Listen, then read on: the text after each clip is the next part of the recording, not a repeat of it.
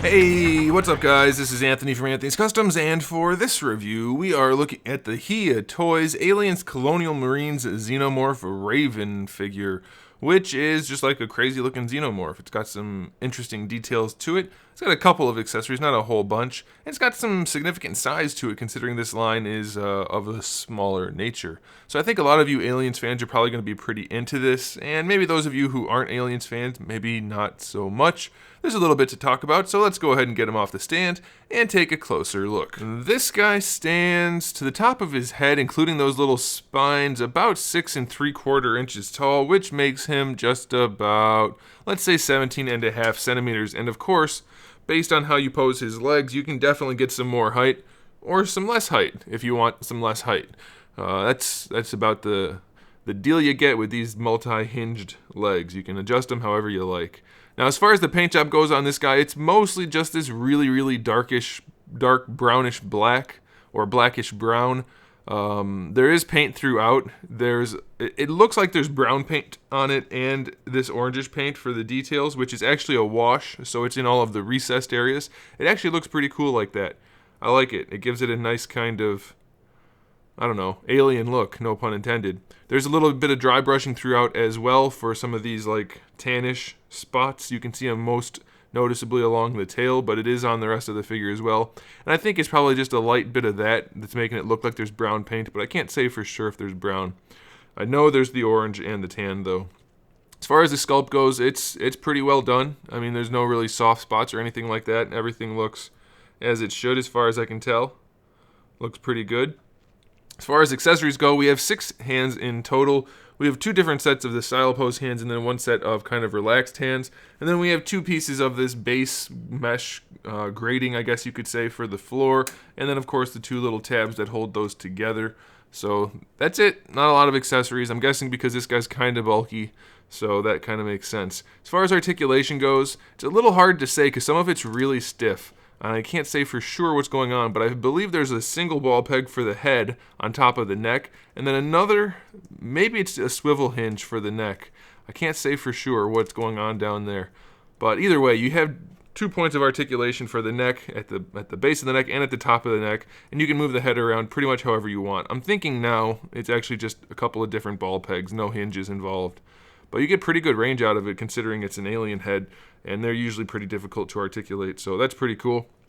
The jaw is articulated, so you can open it up. You can't quite see it as much on this guy because he's got those side mandible thingies, but you can open up the jaw, and he does have a mouth in there. Just tap on the head to get it out because it's going to be very difficult to reach in there and get it thanks to these side pieces. But that's pretty cool. And then another cool thing is that these guys are all articulated. These main tubers are just on ball pegs, and then this guy's on a hinge, so if you need to move that around you can, so that's pretty nice. Shoulders are on your standard swivel hinge, so you can use the hinge like that, and then of course the rotation, but this does stick out quite a bit, this piece right here, so your rotation is going to be a little bit minimal once you get up to about there, but I think that's probably okay. I mean, that's to be expected. There's only so much you can do with the sculpt as it is, so that's fine. It's very pointy, by the way. I'm poking myself trying to pose this guy. All of these spikes on his elbow, very pointy, and they're relatively hard plastic. So, look, I poked myself. Can you see that? It actually broke the skin a little bit. All right, I'm a softie, apparently. Literally. All right, so for the elbows, we have a double joint, and it's swiveled at each end. So the hinge has a straight peg going into either part of the long bones, so you can really bend the elbow very nicely, and then you can rotate it there if you want to as well, and you can rotate it around at the forearm as well, though that doesn't really do much. For the wrists, it's just your standard ball peg. Not a ton of range, mostly just a swivel with a little bit of hinging ability. Not literal hinging, but you get what I'm saying. Just a ball peg. For the torso, I think it's a single ball peg. Yeah, it feels like a single. You get your rotation out of it for sure. Leaning side to side is really good. Leaning forward and back's pretty good too, so that's fine. Again, very pokey. Watch out for these things along his back. They're very pointy. Very pointy. Be careful. The tail ones aren't so bad, but these ones up here are very spiky. For the hips, we have a straight up ball hinge. You think you can see that in there a little bit. It's not that useful because obviously his hips have these huge plates on them, so you can't really do much. But they do give you range. That's the hinge you can see working, and then of course the rotation. you get decent range out of this guy, and it's sometimes a little tricky to rotate the ball hinges around as you need them to be used, but it's there. They're a little floppy. I wish they were a little tighter, but it's a relatively light figure, so hopefully it's not that big of a deal for most of you. Plus, you do have the tail if you want to do a 3-point stance. Definitely not a good situation, though, to have loose hips. Oh, that one's getting floppier as we go. Yeah, be very careful with that. It seems like the rotation part, not the hinge. Nope, it's the hinge. It's not the rotation. The hinge part is a little bit loose, so be careful with that, guys. Double jointed knees, just like the elbows, although the rotation is technically there, it's not functional because of the shape of the sculpt, but really good range out of them.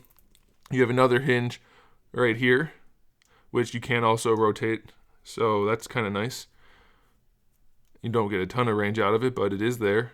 And then you have another hinge here for the toe, which does give you a lot of range, so you have some posing options there. So yeah, I mean, it's not like the most impressive figure in the world, but I think if you're collecting this line, this is definitely one of the better pieces. It's kind of nice looking, and other than the loose hips, it's pretty well built, pretty well done. Looks cool. It's imposing on a shelf. I think you guys are gonna like it. Oh, I forgot to mention the tail is bendy, very nicely bendy too, I should say. It's sculpted well, painted well, and it holds its bend very nicely. Look at that. Very nicely. So yeah, I think you guys are going to like this. If you're into this line, this is one you should definitely track down. Just be careful with those hips. But as you can see, it's not like it's totally detrimental. You can find spots where it'll work. So I think you guys will be okay with it. Just be aware of those issues and you should be fine. Alright guys, thanks for watching. Make sure you give the video a thumbs up if you liked it. And if you haven't subscribed, you probably want to do that and click the bell for notifications because I do have new videos up every single day. We talk about action figures, movies, TV shows, video games, all kinds of fun stuff. So make sure you come back for that. And in the meantime, keep collecting.